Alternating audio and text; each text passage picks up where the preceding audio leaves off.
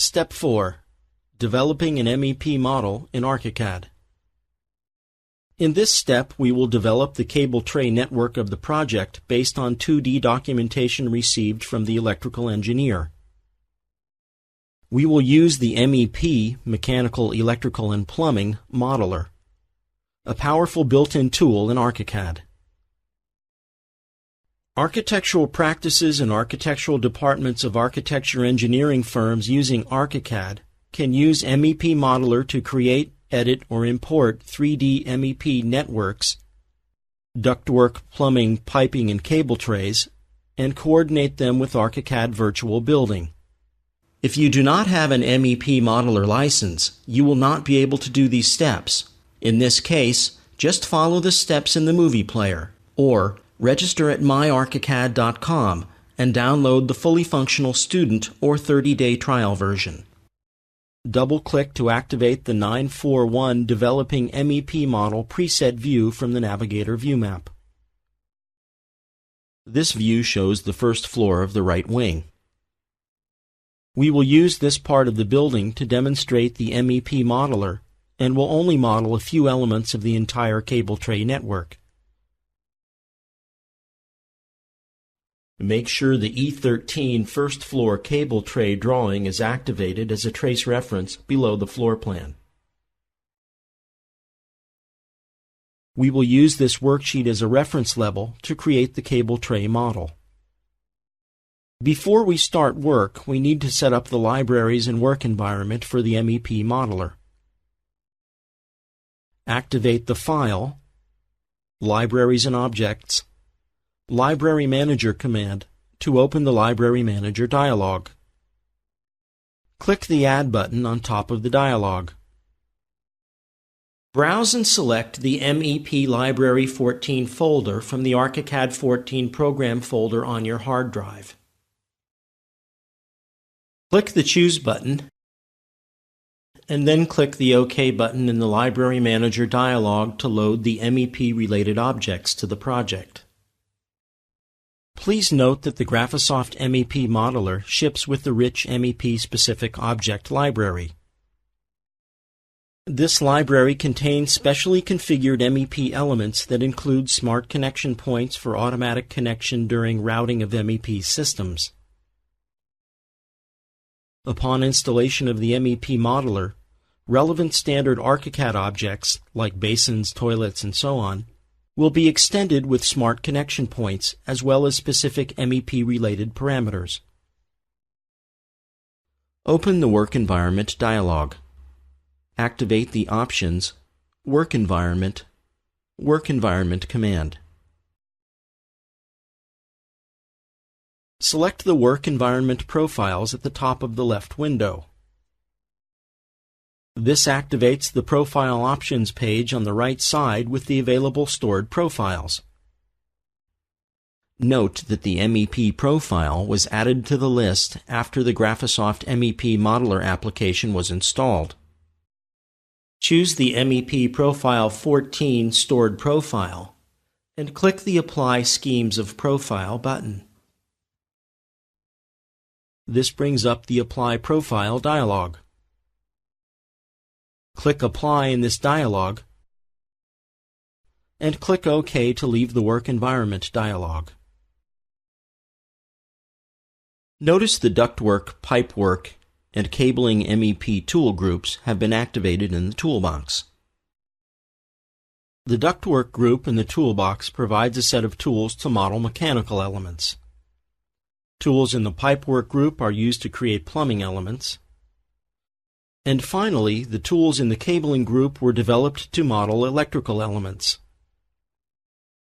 All three MEP toolbox groups are similar.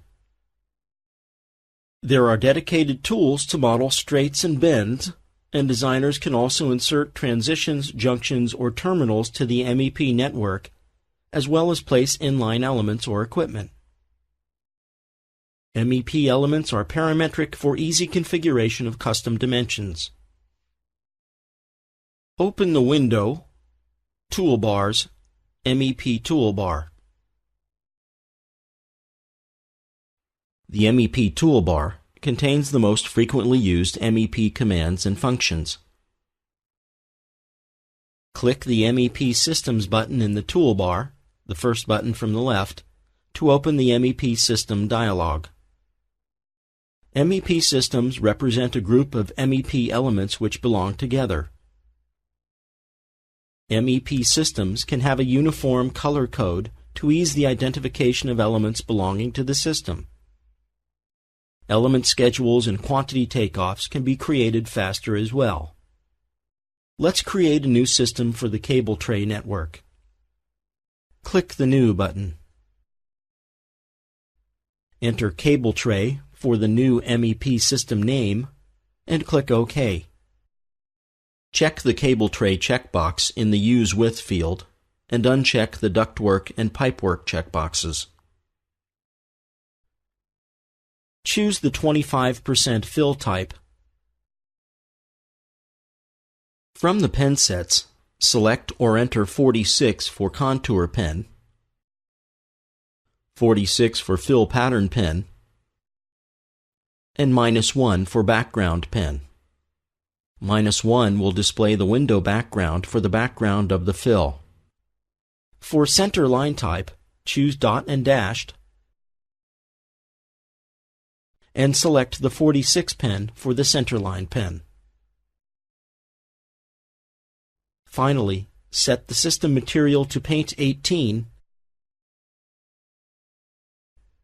and then click OK in the MEP System dialog. Double-click to activate the 942 Routing Cable Tray preset view in the Navigator view map. Let's display the MEP Routing palette. To do this, click the second icon from the left in the MEP toolbar.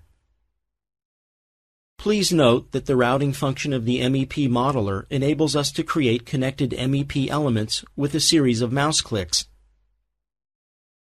thereby greatly improving productivity and increasing efficiency in daily design and modeling work. Here you can define the MEP system you wish to create, decide about routing options, and construction methods. These options can also be changed during a routing operation if necessary. Select cabling from the drop-down list in the top of the dialog.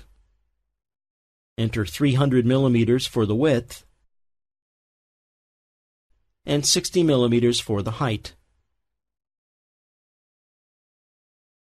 Click the right arrow button in the middle of the dialog and select the current story option from the list. Select the right bottom alignment point and enter 2,900 mm for the level of the cable tray. Choose the previously created cable tray from the drop-down list below the MEP System field. Click the Routing option. Click the right arrow in the top right corner of the appearing panel and select the mitered type, and then select the MEP electrical cable tray layer. Click the Start Routing button to start creating the cabling.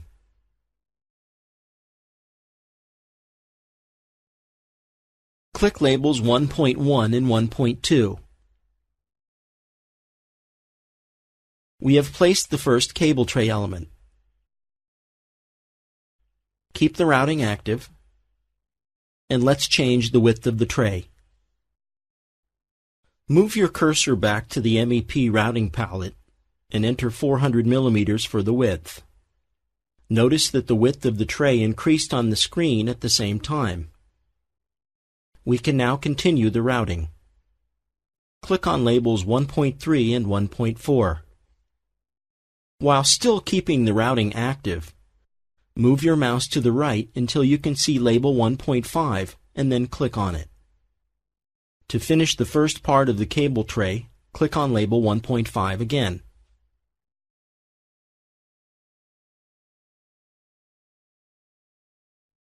Double-click to activate the 943 Placing T Connection.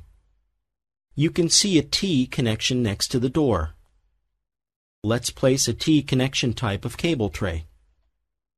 Double-click the Cable Carrier T tool below the Cabling MEP Toolbox group to open its Settings dialog.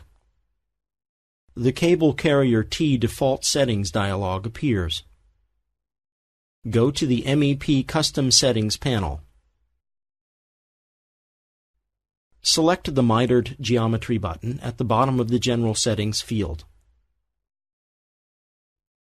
Enter 400 mm for the D branch width. Select the MEP Electrical Cable Tray layer from the drop-down list at the bottom of the dialog. Make sure that Cable Tray is selected for the MEP System field.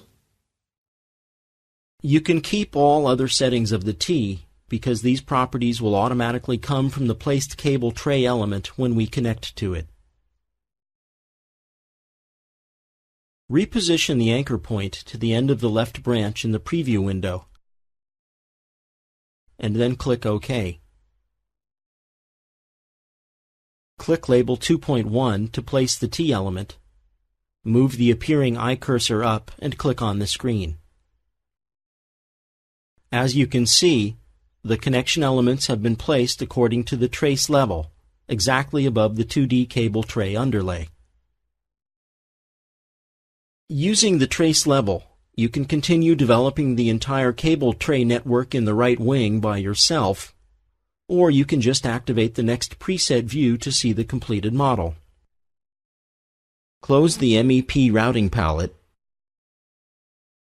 then activate the 944 Cable Tray preset view to see the entire cable tray network in the right wing of the first floor.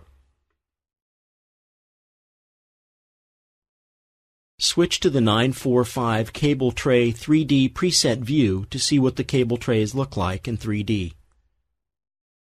Any conventional 2D CAD drawings, such as DWG or DXF, can be imported to ArchiCAD for the basis of the MEP model. ArchiCAD users can easily model, visualize, and edit 3D MEP building networks, ductworks, pipeworks, and cable trays for 3D coordination or visualization.